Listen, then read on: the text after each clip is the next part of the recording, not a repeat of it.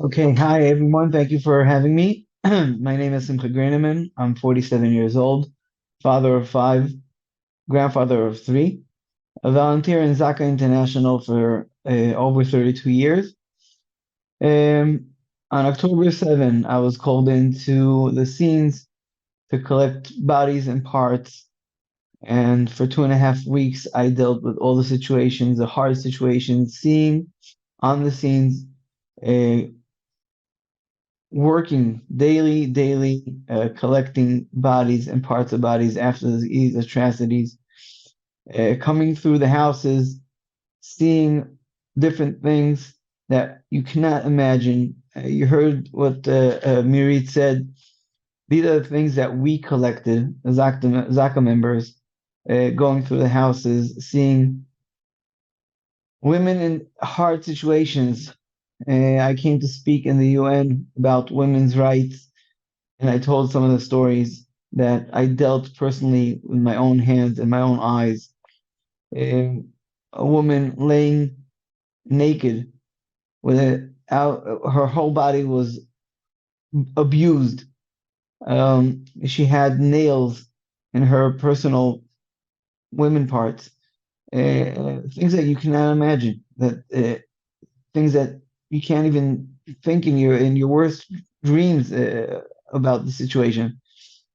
And there were bodies that were cut to pieces that we couldn't identify to see if it's a man or a woman because the situation was so horrific.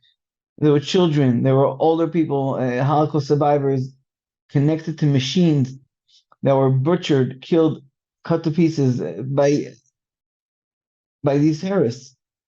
Going through these houses and going through all these kibbutzim are things that you can't believe. Going again and again, seeing the scenes is unbelievable. Around the rave party, there were cars that were burned. There was nothing left. When we tried picking up the bones, whatever was left from the remains, they became into ashes.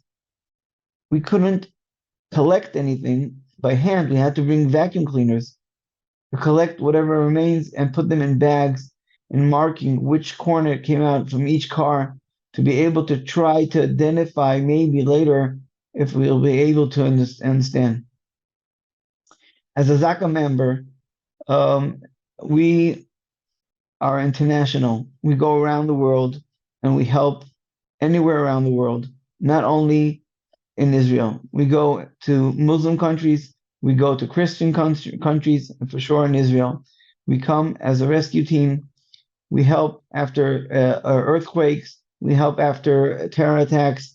A year ago, we were in Turkey collecting 18 bodies. We were in Surfside in New York, in Miami. We were in different places around the world, Haiti, Bombay, as understanding what humanity is, helping, collecting, doing the right thing, the last moments of these people on the earth, collecting and doing them the best as possible in a way that we respect the bodies and for sure respecting the families. And as Mirit said, we as in Zaka, we never take pictures on scenes to make sure that nothing goes out to people to see different situations of families or children of families.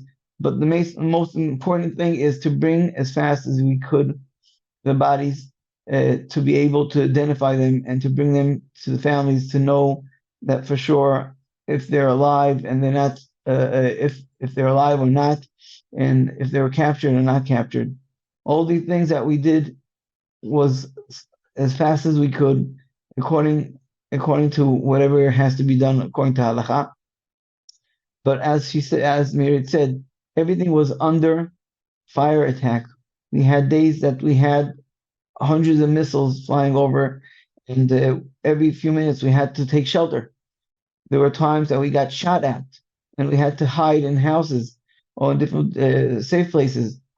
Uh, During those attacks, we were still collecting the bodies, by all these bodies and parts, and trying to bring those people as fast as we could to be buried. according to halakha. And the most important thing is to bring every drop of blood and every part of bones and whatever is left around. So it took us close to 16 weeks going house by house, cleaning them, and collecting every drop of blood to make sure that goes to burial. By doing that, we were respecting the dead, and by doing that, the families can come back to the houses, and that's a respect for them also to be able to continue their lives, to take whatever they need from the house without seeing all the scenes, these sad situations that we had to deal with. As I said before, I'm standing here in front of you, telling you all these stories about these women and children and older people and men that went through all these situations. I am the eyes and the hands that dealt with hundreds of bodies, collecting them. All these people that are not alive anymore. I'm here to stand, to shout, to scream, to say the last words for them, saying, we cannot forget what happened over here. It took 50 years to say that the Holocaust didn't happen, but it took 50 seconds to denial what happened in October 7th.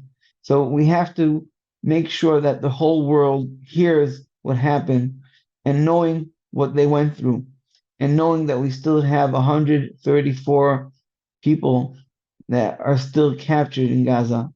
And who knows what they're going through any second. We have to pray to God that they should come back as soon as possible, as fast as possible, and we hope that everyone will be strong and could be able to continue their life, living a normal life after doing what we dealt with. I appreciate everything and thank you very much for having me.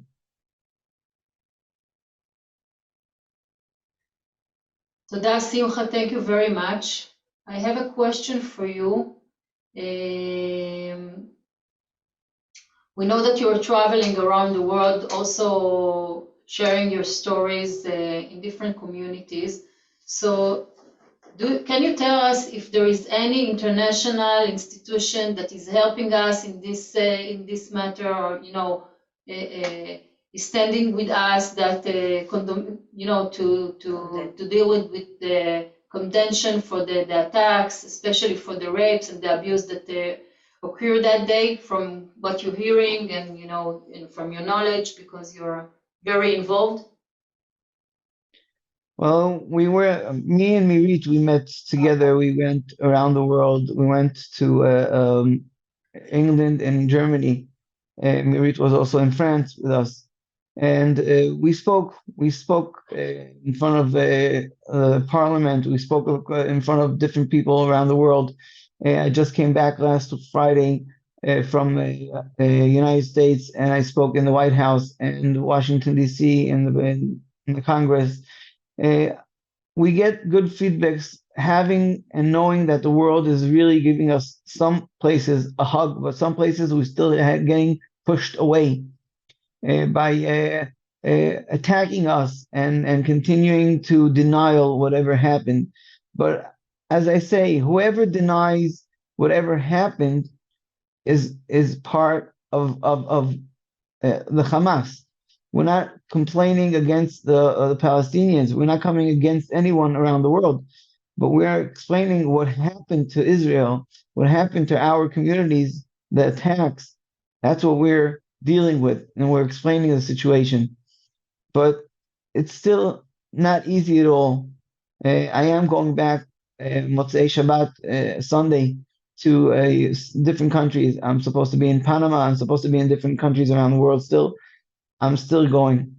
And we're trying to be able to get the voices around the world and continue doing whatever we're doing because we can't stop.